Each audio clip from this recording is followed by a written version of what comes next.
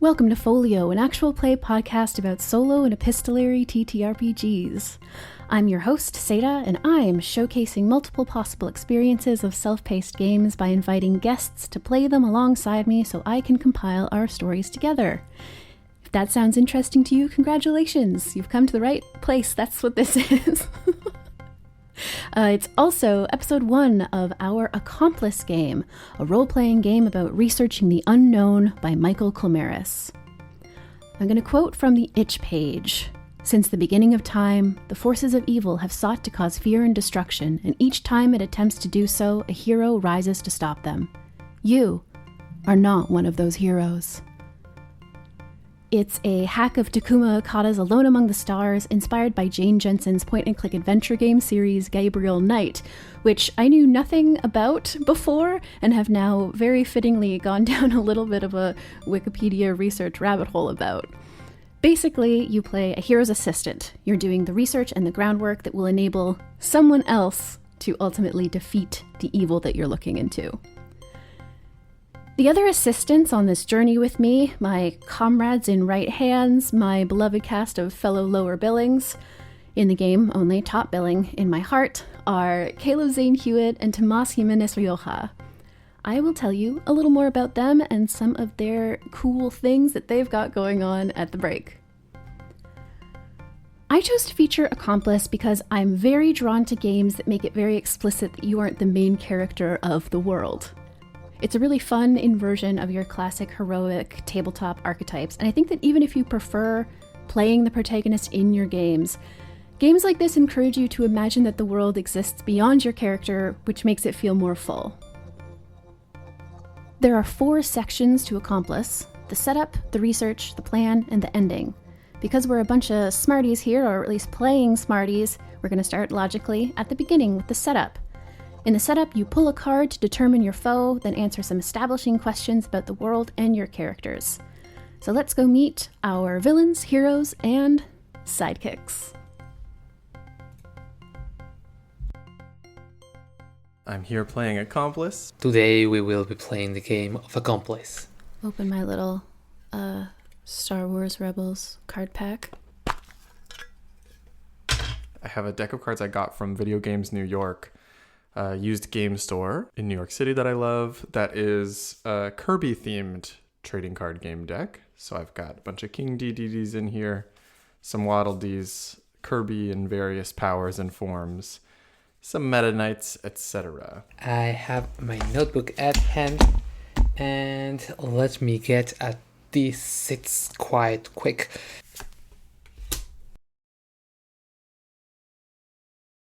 The suggested supernatural adversary for Queen is extraterrestrial.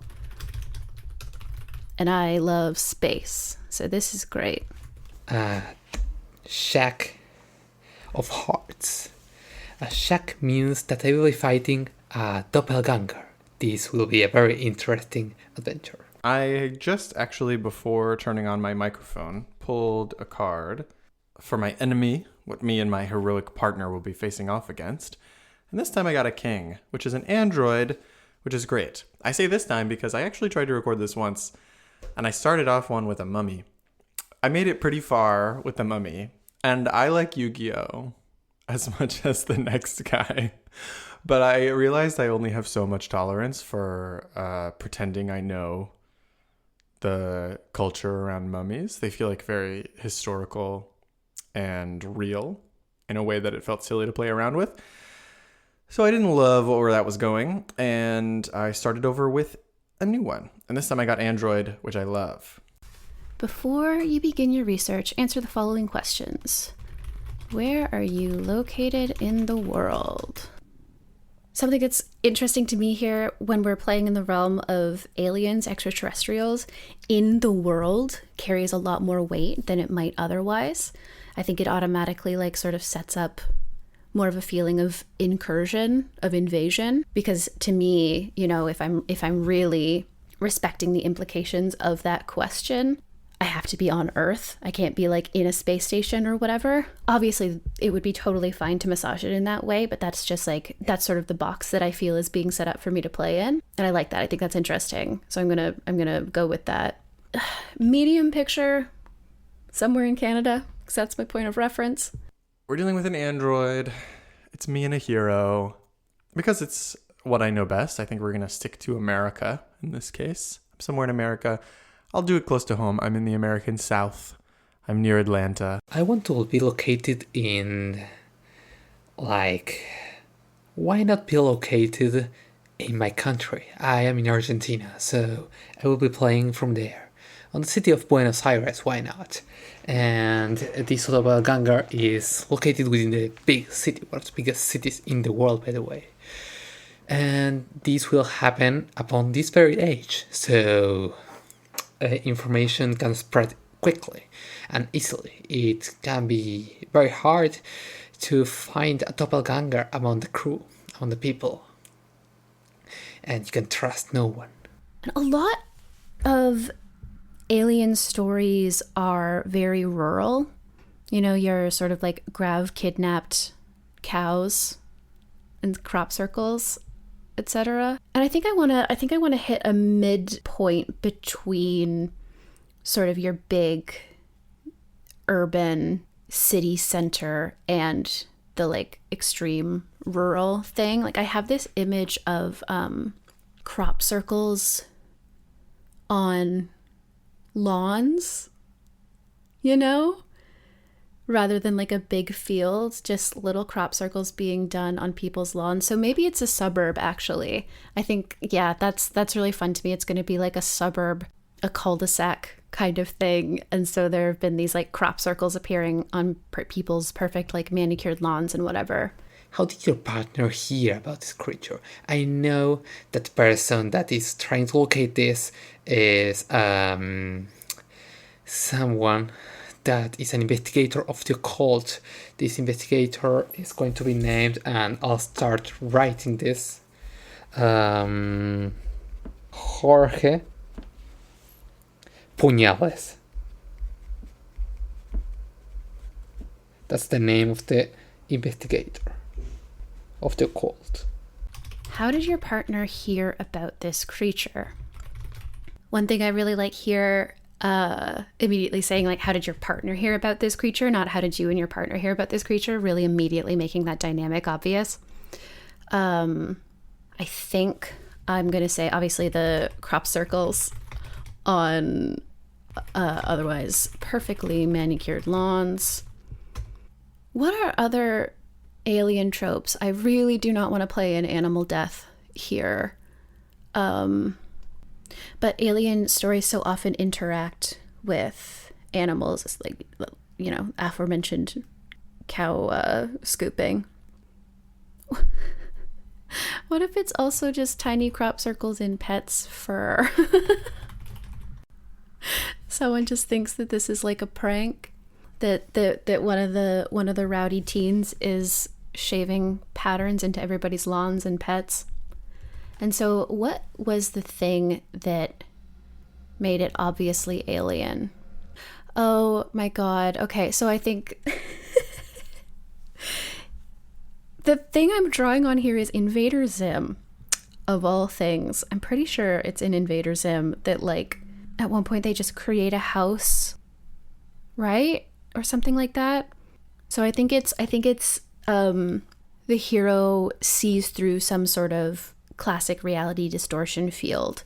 You know, it's like everyone's like pretending that Miss Gleebglorb has always been at the barbecues and those three houses have always been a row home. And the hero was, I mean, if it's a suburban area, then I feel like we're playing in coming of age stuff. So it could be something as like the hero was off at college when this happened and has like come back for the summer or whatever and is like, hey, why does everybody think that we've always had a neighbor, Miss Gleebglorb? Yeah, absolutely. Okay, I'm gonna go high concept with this one. I think the hero this particular hero in our story is someone who's from the future. Like, I'm not from the future, but the hero is from the future. And they are aware of a future fate where all these bad things happen. And we're doing a kind of like Monster of the Week style story and life for us, not a story, real life, where we are dealing with a bunch of different problems that might cause this like horrible apocalyptic future. We know that there's some combination of these that can lead to like the terrible future that the hero came back from, that he returned from. And every once in a while, we catch wind of something strange happening that might lead there based on a series of historical clues he brought with him. I'm trying to think, maybe he has like an interesting data pad or something that mentions when something terrible might happen historically. That's kind of fun if we're dealing with sci-fi. So maybe we heard about it maybe at a convention. Maybe we're on day one of Dragon Con, which just happened like last weekend. Maybe we're on day one of Dragon Con in Atlanta. And there was this big, wild, viral video of this person doing these crazy things that it shouldn't be possible for a person to do. And everybody was thinking it was like a really complicated and interesting cosplay. But the video made it to us. And we know that historically there's a scary android, historically meaning from the future. There's a scary android that starts wreaking havoc on the world around this time. And so the hero is pretty sure that this person at this con was a real android. That's a very silly setup, but let's go with that. And I like the time pressure. We're dealing with a convention we know we're on day one, and I'm in Atlanta with, full mobility. For how do your partner hear about this creature, I'm also just going to put saw through the reality distortion field because they were away at college when it was applied. Which also honestly leads really naturally into the next question of, did they choose to confront this foe or were they forced to? They chose it. They had to have, because they were one of the ones who could see through it. But I think that it's probably a combination in that they tried to just have a conversation. Like they were like, I'm going to figure out what's happening here. And I'm a little suspicious just because if you had good intentions, I feel like you would have just moved in rather than pretending you've always lived here. But, maybe I'm just missing something. And so they went to try and like just have the conversation. And then, they unveiled whatever evil plan will define further. And so they chose to speak to the foe, but the confrontation, like the actual like fight, was forced by the aliens.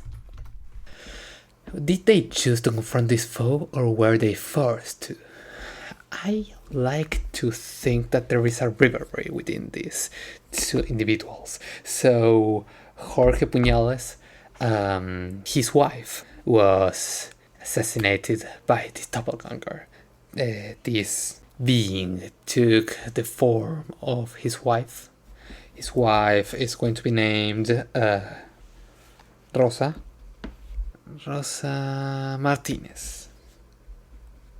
Why not? So we have Jorge Puñales and Rosa Martinez.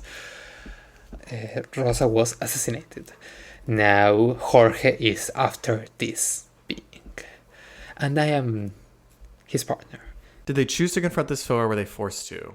I think this was a choice. I think they made a heroic choice to return to the past to try to fix things that they see as creating a domino effect to a post-apocalyptic terrible future where potentially robots rule the world or any number of other bad things happened. And I think they're traveling far enough back in the past and they're dealing with a post-apocalyptic future where information is very controlled. So they don't have a perfect idea of what happens, but they have a pretty good idea that someone needed to be focused on being a hero during this time. Is your partner good at this? What a great question. Yeah, I think they are, but also maybe they're a little rusty.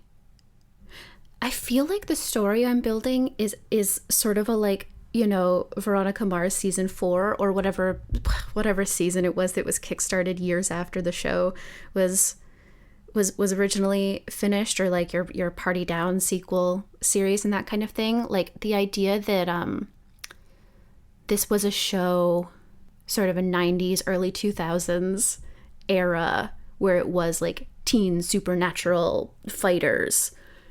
And then it ended with them going off to college. You know, the whole team split up. And now, 15 years later, they're like, we could just make another season. And I'll have to figure out my relationship to that. Like, I immediately have the feeling that, like, I maybe stayed in town. But, yeah, I'm going to say yes, but they're rusty. Because, you know, they moved to, in Buffy terms, a place that isn't on a hellmouth. Is your partner good at this? I'm going to say that Jorge is the sort of person that the rich people among the city and the country contact when something of the occult is going on. His contact gets thrown around a lot here in the country. And I will say he's particularly great at this. Is my partner good at this? I like the idea that they are spunky, they are energetic, they're athletic, and they have a strong energy, which is why they threw themselves back into the past, but that they don't have like a super impressive, clear skill set in this regard. They have a lot of energy, they have a lot of heroism, and I think probably I'm in love with them. So that's going to get to my relationship with my partner, but we'll get there. That's just classic dynamic, right? I'm the nerd with the computer. They're the jock saving the day. And I'm in gay love with them. So that answers the next question. Why are you helping them? Well, 2 reasons. One is I was the very first person in the pilot of this show that they saved from some kind of alien that was going to kill me. They saved me. The alien had like, if you want to add romantic drama, the alien had like infected or done something like Yerk style to my ex-boyfriend. And now after they saved me, I'm like, wait, I'm in love with you actually. That relationship was going to end even before he got possessed by an alien earworm that you stopped, because otherwise alien earworms would be a major problem in the future. And so I decided to help them because that whole thing meant I believed them very early, and because I have a skill set for taking the bits of information they have and turning them into actionable paths. Why are you helping them? Ooh. I mean, first of all, it's just what I've always done. This was our life. This was our entire life when we were kids and when we were teens. Like when we were younger, this is what we did. We were a supernatural investigation crew. But I think more than that, because of what I've been setting up with like the hero having gone away and now come back, I'm also helping them like to grasp that thing, you know, in a like, oh wow, the good old days. But also I think to prove myself a little, like, yeah, sure. I mean, I stayed in our hometown, but I've built a whole life for myself, that kind of thing. I am genuinely happy to help. And also, I really do want them to respect me. Now, why are you helping them? Let's see. I am helping Jorge because his last partner died on the job, and I was a good friend of his past partner. I have good qualities at this. I am a great investigator. I used to be, someone who worked at a library. I am great at rummaging through documents and finding any sort of information that may be of use to Jorge. The next question is, do you have a day job? Absolutely, I do. What is it? How on the nose do I want this to be? I don't want to make this character seem too pathetic. Like, I don't want to do the, like, you stayed in your hometown and were stunted thing. Like, I do want this person to have a life that is, like, special and worth living and wonderful. So I don't want to just stick them in a job that they hate. I do want it to be a job that gives them access. I'm just glancing down at the card suite answers in research, which indicate like where you found the thing that you're researching. I'm just glancing through that to see if that sort of sparks anything. Museums, libraries, and buildings devoted to research. I don't think I want to go the full librarian route. Museum is interesting. Yeah, okay. So I think that what I do, my day job is like, I want to be a curator. Not at a museum specifically. I think maybe it's an art gallery. You know, maybe this is a small town that just has a cool, flavorful art scene, and I work at this gallery, basically just being like trying to make the place that I live cool, you know? And I think that's fun because like the idea that part of the reason this character knows things about the town's history is because they've researched art that was created there is very appealing to me. So I think, yeah, just curator at a small art gallery. I don't think my character lives in the suburbs anymore. I think they still live in that town, but they've moved, you know, further in. But they have family and friends still in this suburb, so they're there pretty frequently. And I think in sort of like the logistics of the world, part of what that does is make them affected by this reality distortion field, but less strongly. You know, it's easier for the hero to break it when they're like, hey, Miss Gleebglorp. I don't know if I'm going to keep that name. I hope I don't, and I hope I do. It's complicated. Like, hey, you know we haven't known Miss Gleebglorp our whole lives, right? And my character has like a, what? No, of course we have. Don't you remember when she heroically saved my life? Like, she dove in front of a car when I was playing on the road. And the hero kind of like stares at me and is like, why would you have been playing on the road? Like, you were super paranoid. You barely left the house. We always just hung out in your basement and your backyard in the tree house. Like, why would you have been playing in the road? And my character sort of like stutters and then is like, wait, yeah, I remember playing hockey, like street hockey, and having to be rescued, but I never touched a hockey stick in my life. That doesn't make any sense and kind of has the illusion shattered. Okay, I got a little off track here, but just try to flesh some stuff out. So on track and off track, multitudes.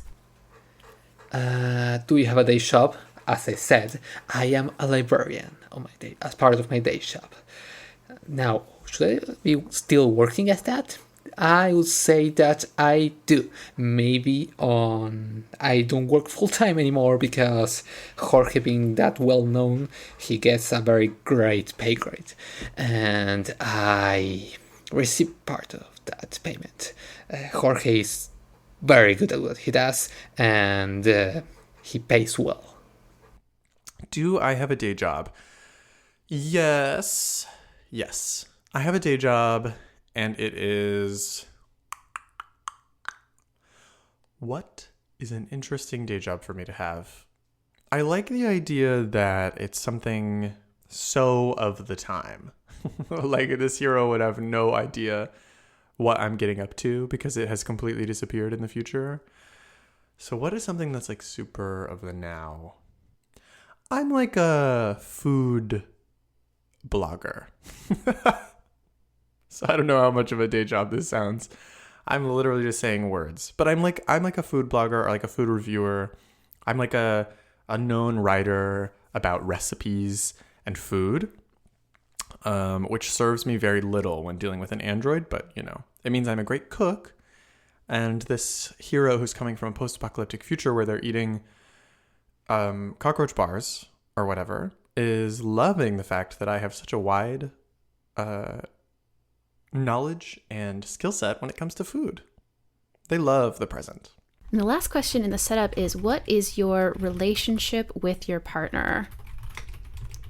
Well, this is great. Yeah, I've definitely like gone over a lot of this, but like childhood friend, probably still close enough that like we would invite each other to each other's weddings, you know, we DM memes to each other and catch up on video calls, and like I would stay at their house, you know, if I were visiting the big city and that kind of thing. But there is a distance there, and I think that it's the kind of distance that can be overcome. Like, you know, we need to grow apart in these times while we're both like in our early 20s. You're at college. I happened into this job a little younger than you would expect because the last curator was, you know, 160 years old. And as soon as she saw that I like knew what a painting was, she was like, do you want to take over my business so that it can live on? So yeah, childhood friend, a little distant now, but still close. Testing our boundaries as we grow up separately, but ultimately probably come back together. What is my relationship with my partner? Unrequited love, I think. I think they're so focused on saving the day that they're not thinking about romance, but they're doing that thing that people in stories like this and with energies like this do, where they're like treating me so much like a boyfriend ultimately that I get to feel like that's what's happening. Even when to them, they're just kind of existing. Big energy, moving from place to place, leaning on everybody because it's the only way they can then save the day in the end. And so I have a mixed, complicated feelings about that. And I just wish we could have a sincere conversation one day about our feelings. So that's I think, my relationship with my partner in this. I have a good relationship with Jorge, but because I want to put a bit more juice within all this, I will say that even though I have a great relationship with Jorge, I am worried from him.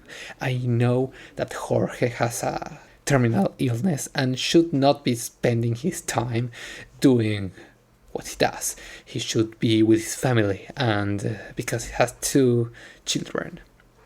Yeah, my relationship is a good one. I will not say it's a great one.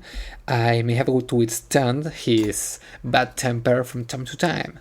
So I may get the short end of the stick at moments when he's pretty nervous. Great. That's the setup. So that is my setup. Thank you so much for listening. Is that what I should say? I don't know. I'm really happy with how that developed. Those are really cool questions that it's always satisfying. It's equally satisfying in different ways when you're doing, you know, character or world creation, when the next question leads so perfectly from the last one, like when you're like, wait, I was just talking about that.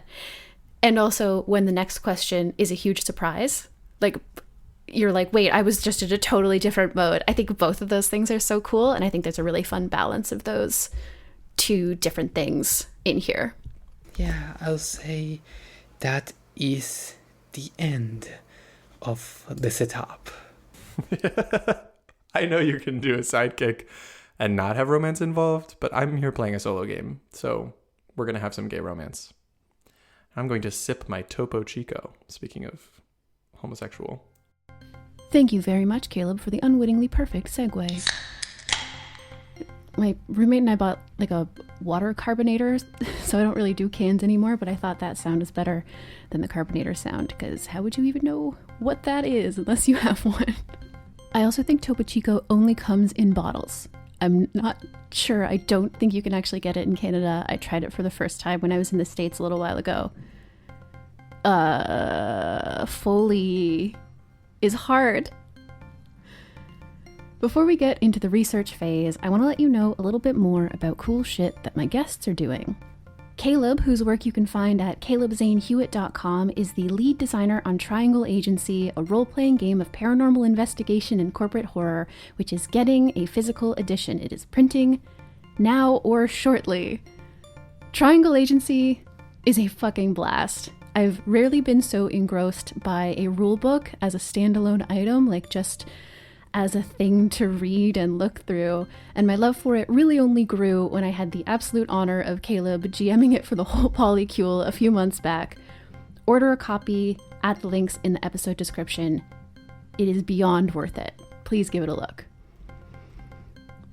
Tomas, who you can find at TGIMENEZRGM on Twitter, Blue Sky, and Instagram, is releasing Magnolia, the City of Marvels, which is a systemless setting art, punk, and rebellion.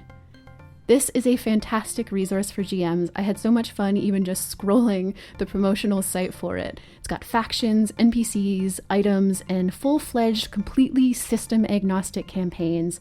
They're built to be run in whatever game you're playing. It's got story hooks, it's got color coding, it's got so much style, and in the episode description, you'll find a link to put yourself on the mailing list to hear when the Kickstarter goes live. Please do that. Please tune into what Tomas is up to. It's awesome. It's really exciting. I'm really happy to have these two on my first episodes. I'm not gonna get weird about it. I'm normal about it. It's just cool. I'm excited. I'm glad you're here. Because as for me, you're already listening to the main thing that I'm excited about doing right now. Thank you for doing that. So let's get back into it. In Accomplice, after the setup, we go into the research phase. The rules text I found a little open to interpretation in parts, but we settled on this loop. Pull a card to define a source of information and where you found it, then pull 1d6 cards, each of which will prompt a specific piece of information you get from that source. Keep doing that until you have enough information to defeat the foe. For our purposes, I asked everyone to keep it pretty tight at like 3 to 5 rounds of research, and we are going to wrap up this episode with the first round.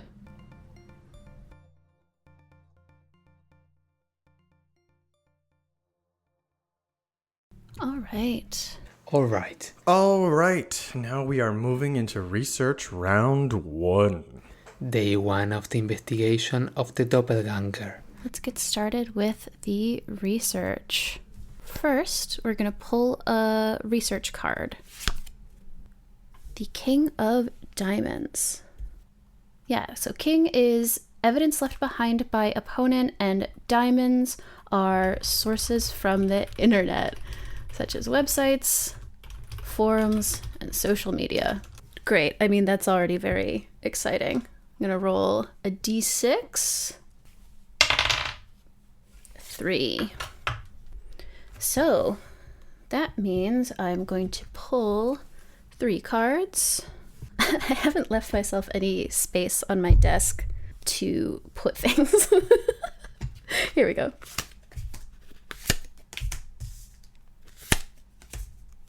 Okay, so I pulled a 2, a 6, and an 8. Previous sightings of foe or one of their ancestors.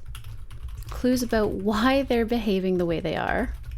And 8 is facts about the identity of the enemy, such as their appearance and name. Cool. So, previous sightings of the foe or one of their ancestors, I immediately, again, more pop culture references, think of the sequence in Doctor Who. I believe it is in Eccleston's season, where there is a montage of Christopher Eccleston's face photoshopped into pictures in a way that was befitting of the technology at the time. I don't think I want to go with that exactly, but let's see. So this is evidence left behind by the opponent on the internet. One of the first things I thought of when I saw that the source would be the internet was the idea that this alien has to create social media in order to fit in. You know, like the other suburban moms were like, oh, let me add you on Facebook. I can put you in the cul-de-sac chat. And this alien had to be like, book of faces. Classic alien shit, you know? And I like the idea that it was pulled together so fumblingly and like quickly, like, oh yeah, of course. I'll add you when I get home. Excuses. And they like ran home and had to create a Facebook account for their new human identity. And they like had to put a bunch of images in there. Oh my God. Yeah. Okay. So it's like, it's a Mother's Day post. Like, this alien just sort of like follows the trends, you know, that they see all the other, they see the human moms do to try and keep fitting in. And on, you know, Mother's Day, they saw everybody posting these like rhapsodizing things with a picture of their mom when she was younger. And so the alien was like, well, gotta have a mom. Gotta have a mom who I love and a picture of them when they were younger. And, you know, we would see in the show that is closer to about like the alien's journey. We would see them like doing research on what a mom is and being like, oh, it's sort of like the creche warden. Sure. Well, in my cool alien culture, we always do the same job, or it's the highest honor, you know, to do the same job as your creche warden, that they were sort of like preparing you for your entire hatching and life and whatever. So just being like, oh, sure, yeah. My quote unquote mother also integrated themselves into Earth. Yeah, I can post a picture of that person. And I think it just has to be like a sort of one of those just moments of hero intuition, I think, where it's like scrolling Miss Glorb's Facebook page and being like, wait, who is this woman? Like, the style of her clothes looks a little odd. Like, this is supposed to be this person's mother, but the ages don't seem to line up based on, you know, the era that this photo was taken in. Let's look further into that. Trying to decide if I want to define what that establishes. I don't think so. Because I don't think that we need to have all the answers yet. So I think it's just kind of the thing where it's like, we now know, or at least think we know what's happened before. Because we like research this person that was in the Mother's Day post and we're like, oh, this person also showed up in a community. Like, they only start being referenced in newspapers or whatever of this date, but they're being referenced as though they've been there for a very long time. So we know, like, this has happened before. It probably isn't clear to us if it's the same person or another person. Next one is clues about why they're behaving the way they are. Ooh. Oh, I mean, again, on their Facebook page, they're like campaigning for something. And I think it's probably the thing I'm most drawn to is that they are campaigning to be like on a school council of some kind, you know, or like head of the PTA. Like they are making a power grab, and it isn't totally clear yet what that's leading to, but it seems like they have integrated themselves into this community in order to get elected to the head of the PTA, and then question mark. Facts about the identity of the enemy, such as their appearance and name. Yeah, this is interesting because I had just maybe I'd put us a little bit forward, like more forward in the narrative. Like we know what they look like. Oh, I guess that we don't know maybe what they really look like. Name could also maybe exploring their name. I might massage this a little bit to not necessarily be like the alien's name specifically, but like the name of the planet they're from or their ship or something. I think up until this point, we didn't necessarily know that this person was an alien. Like we're like, so some sort of supernatural being has moved into the suburb where we grew up and has convinced everyone else, including our families presumably, that they've always been there. But there are a lot of supernatural beings that could do that. Like remember in season 1, episode 14, when that basically happened here? Or remember the monsters that we defeated in the, like, remember the big bad of season 6? It could be any of those things.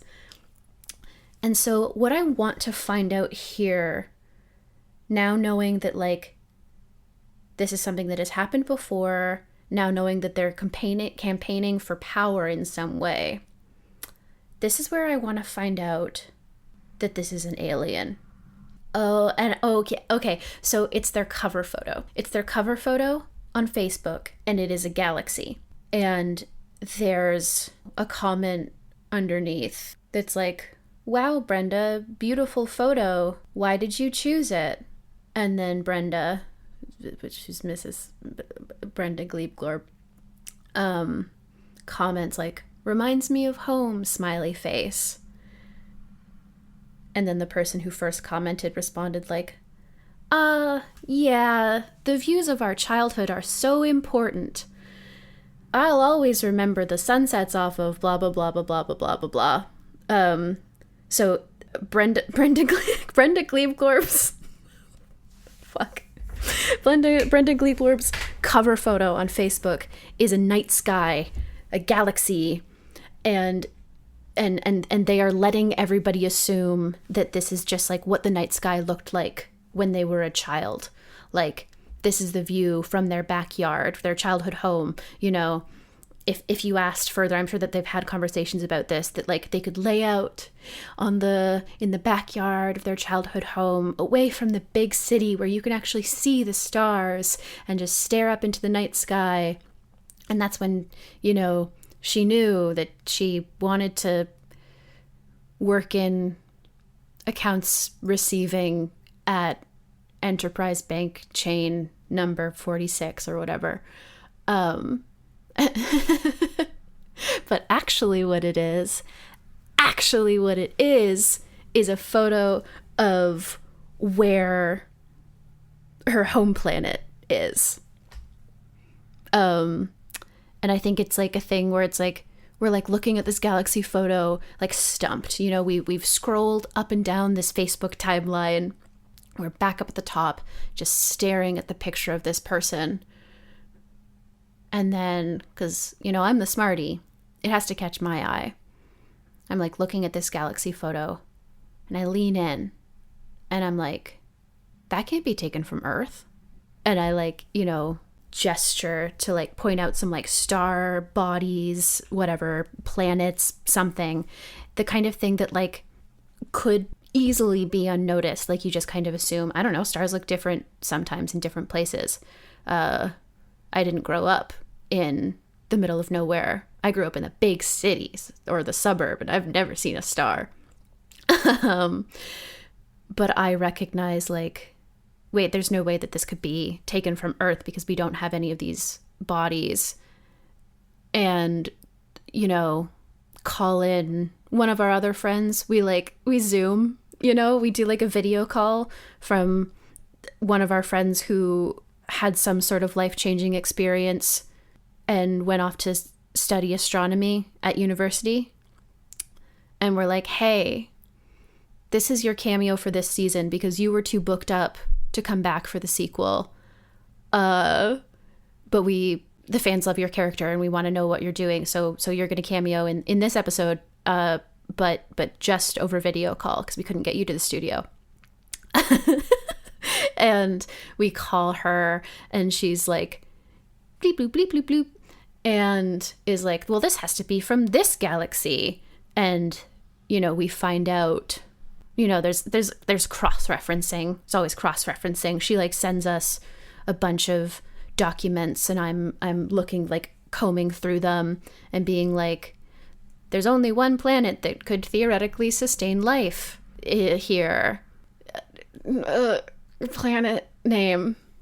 I just want to see Glorp again. Just gonna real quick. Planet name generator. Thank you, fantasynamegenerators.com, for holding up the tabletop hobby on your beautiful broad shoulders. Thoth C94. Crabsolutely. So we're like, well, that must be where they're from. We find the name of their planet. So I'm just going to write down a couple notes. Facts about the identity. We call our friend who is studying astrology, who helps us figure out Thoth. Thoth C94. Great. We will first start our investigation in the 9 of clubs. This is a location in your area like landmarks, crime scene, and other places of interest. We're going to start at the crime scene of the last crime. This being a 9 means that we are going to find a photo of the crime scene. Now we roll a d6 in order to see how many pieces of evidence we can find within this place. This is a 4. This means that will be taking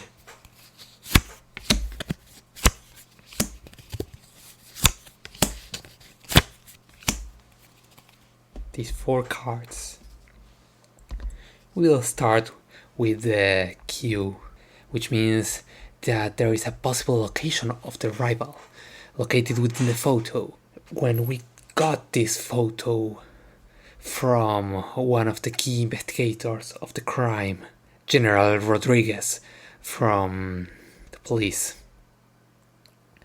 the photo showed this sort of note handed by the doppelganger on the crime scene. It stated that you could find him at the planetarium. Another one is a Q again, which means another possible location of the rival. We will see within the photo there is a map hanging on the back side of the bed. This map of the city has many pins within it. Maybe some sort of message that the doppelganger wants to help us know. Jorge Puñales told me that these locations may be possible places where crimes have occurred already or where he could appear in the future. These indicate one of the cemeteries of Recoleta, one of the famous places here in the city of Buenos Aires. We don't know what may happen in there. Another Q is the next card, so 3 Qs in a row. Again, a possible location of the rival. These being the Pink House, the government institution, place, similar to the White House from the US. We here in Argentina have the Pink House, in which the president usually lays. Maybe he is trying to do something with the president. Lastly, the last of the details that we can find within the photo is a card with name number 7. Info about an incident caused by them or sighting. By investigating this map, Jorge could identify that one of these places, one of these locations, was where some horse races are held here in San Isidro. This is where many of the people with high fortunes go and bet on horses. A crime was held recently in there. This murder that occurred was dismissed by the police, saying that one of the people in there just suffered a heart attack. There was no evidence that stated this, but for some reason the police decided to hide this fact. Maybe the police has some sort of connection with the doppelganger. Maybe he has infiltrated in the past or changed some aspects within it. Ooh, baby. D6 acquired. My piece of information for you, grounding us in space, is that I'm recording this in a bathroom to avoid echo in my office, which has tall ceilings. So, here in the bathroom, I'm sitting on the floor and imagining myself in the great city of Atlanta during the peak of its largest nerd convention, DragonCon, which I personally have visited 7 times, probably 7 or 8, but haven't been since around 2016 maybe. It's been a long time. Let's pull a card for research round 1. What's going on with this android? And what are they doing at DragonCon? I got a Jack of Hearts. Hearts are personal library artifacts gathered from previous cases. And Jack is journal. Okay, this actually makes a lot of sense. So I am looking at the data pad that I received from my hero when he came, we need a name. I hate to make names. The hero's name, what's like a future name? Hero's name is, it's Zill, like dill, like the pickles, but with a Z. Actually, let's say it's Zyll, got Zill. This hero's name is Zill, and my name is Charlie. I have a bad habit of picking fake names that match the first letter of my real name, and that's this one. I feel like this game is inviting me to be me, really, if we're being mundane people saving the day with a hero, so I don't mind it not being too far away. Zill and Charlie. So Zill had brought with him this data pad of historical record from the future that is that has been like curated and created by people over time, despite the futuristic, awful world's control of information, their attempts to hide the truth from the people out there and to make the average human kind of subservient to the whims of these great evil forces that have taken over in the time since the present. So I have this data pad and I'm able to check it for information on these things that will become a problem in the future. But this information is not always reliable. It's not always directly true. And it is incomplete. So it doesn't always tell me like an exact fact about the future. It just lets me know kind of what I'm dealing with when I can find someone or a particular subject inside of it. So that's what we're looking at. This old future journal in the form of like a data pad. And I'm rolling a die to see how much research we get out of it. How useful is this data pad? Whoa, a 6. We're starting off strong with an extreme amount of information on this particular guy, which makes me think this android is a big deal in the future we're attempting to prevent. So let's see how much information we're able to get from it. 6 pieces. So I'm going to draw 6 cards and move through them. First one, a 4. A 4 of spades. On here we've got someone got a little Kirby bad guy throwing little shuriken. One of the spades. Oh, that's cute. The spades are moved around to be flowing in the same direction as the shuriken. A 4 means info on a similar but possibly unrelated incident. Okay, cool. Yeah. All right, so the journal is telling me that there's a spike of Android sightings beginning in 2024 because someone somewhere is creating them.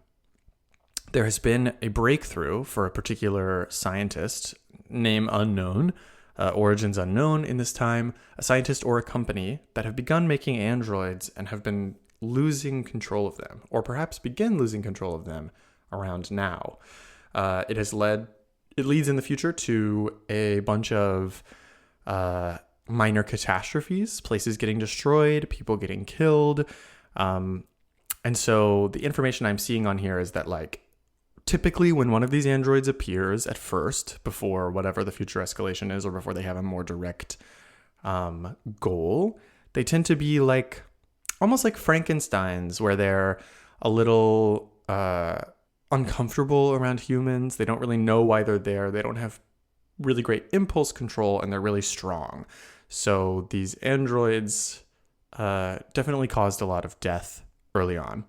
I don't know. I don't see necessarily information about like a Dragon Con arrival, but there is at least not at first, but there is an understanding that these androids are highly dangerous, show up, cause a lot of violence, and then disappear, or if they're stopped, are destroyed. I got an 8 of hearts, which has this little guy who I recognize as being kind of like a meme-looking guy. He's just got like all black eyes with tiny white dots in them, holding on to one of these hearts. An 8 of hearts. Facts about the identity of the enemy, such as their appearance and name. I think something unusual about this android is that it looks like somebody famous, which is why people think it's like a good cosplay at first, or like a show, is that it looks like a famous person, because maybe whoever was making these androids was trying to make them in the likeness of somebody specific or famous. So let's say we're dealing with an android that looks like a pop star. In fact, let's say it's an android that looks like a Paris Hilton kind of famous pop star, someone who like Paris Hilton herself would play this character in the show. But it is like someone who's very, very rich, who comes from a rich family and is kind of famous for being rich at first, has a career, and maybe is like connected to some early experiments in android technology that involve like, well, we'll use you as a model because it's fun and because we know you're beautiful and because you're really rich and kind of funding this, and we'll try to make an android that matches you. So let's say their name is, let's say the book refers to this person as Alice 1. And I think this might be the Alice 1 because there have not been other sightings of an android. So this pop star Alice, I'm breaking my own rule. I complain all the time about how nothing can make it through. No TV show can make it all the way through without doing an Alice in Wonderland episode, like a reference to Alice in Wonderland. So maybe I need to change it so that I'm not part of the problem. I hate that. I hate it so much. Okay. Her name is going to be... I hate names. Her name is Joey. Joey 1. This is a famous person known as Joey, and someone who looks just like the famous person Joey has showed up at Dragon Con. And once I figure out that she looks like Joey, I'm able to find more information in the book confirming that there's a specific android named Joey, one who is one of the scariest. For what reason? Let's dig deeper into this data pad and find out. My next thing is an ace, which has Kirby on it. Of course, he's jumping on the ace of spades, which is a 1, which means, I think it's a 1, right? 10, Jack, Queen, King, yes. Possible weaknesses. All right, let's think about these weaknesses. I think this is an early model, so we're not dealing with like, if eventually Joey 1 becomes like a tyrant in the apocalyptic sense, we're dealing with an early version of Joey 1, an android, an artificial intelligence that has not yet learned to replicate and upgrade itself. So a weakness in this sense, now, the reason they're weak now, is that there's only one of them. And if we can literally destroy that one, we might be able to stop it from kind of figuring itself out enough to create more, which will then take over the world. An army of Paris Hilton-like androids subjugating the Southeast U.S. Which is great, honestly. Good premise for a show. Is that what Battlestar Galactica is about? I never saw it. And other weaknesses, I think they're still hackable. I think they escaped containment early, so they've got some glitches. And I think other than physical strength, they don't have a lot going for them. They're still sort of figuring out how to process the world. So they seem human and they are smarter than your average machine in terms of its ability to like socially interact and interpret new information. But they are not especially accomplished problem solvers yet. And so they might be trappable, foolable, and hackable in a way that in the future they no longer are. And then another ace, this time of clubs, another little Kirby, an old classic Kirby on this one, that says additional possible weaknesses. I've already named a bunch, but I mean, if I'm getting 2 weaknesses from this, 2 weakness cards, then there should be something pretty big, huh? Battery life. I think they are solar powered. They burn through energy fast, but they also charge it fast. And if they're kept out of the sun for an hour, they will power down. And before that, will begin to act more sluggishly. But if they're out of the sun for a whole hour, they will shut off, despite how strong they are. 2, previous sightings of foe or one of their ancestors.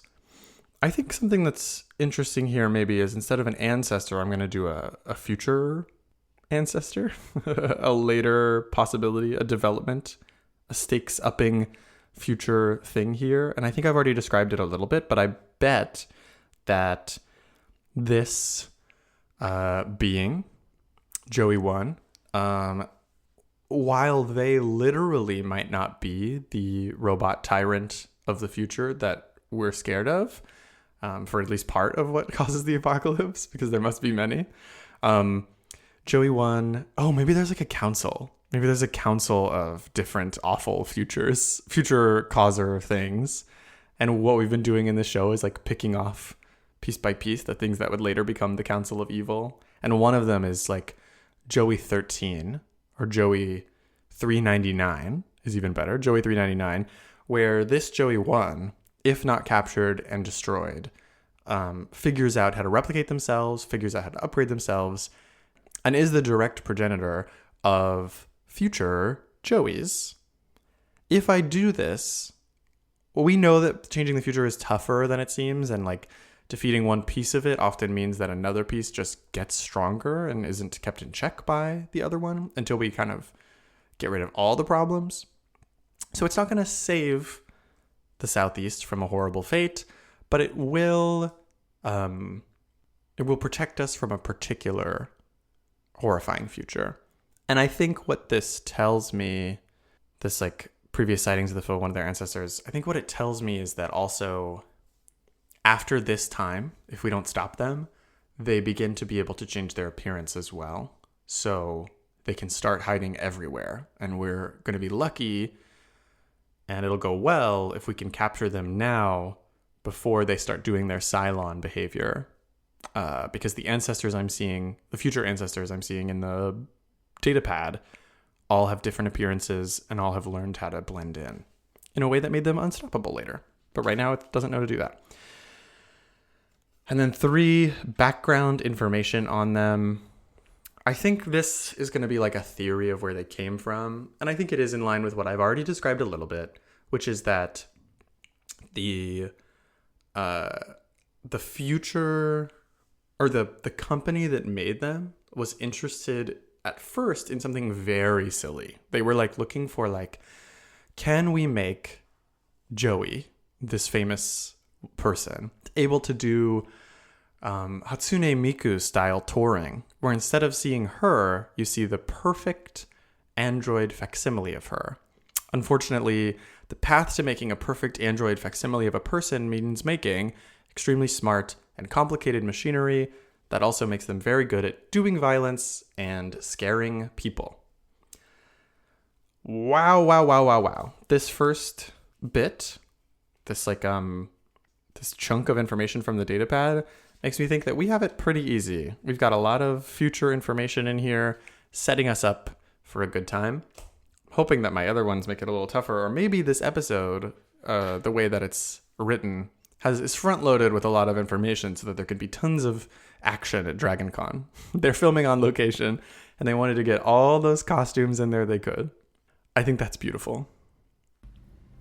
This has been Folio, an actual play podcast about solo and epistolary TTRPGs. To find where you can find the show, check out foliopod.card.co.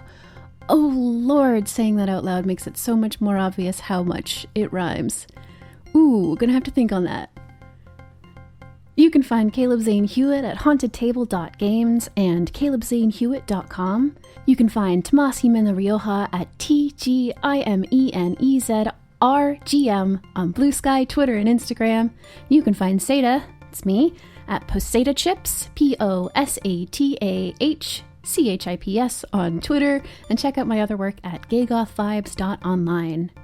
Next week, Caleb, Tomas, and I will continue our games of Accomplice by Michael Clamaris. Thanks so much for listening, and take care out there.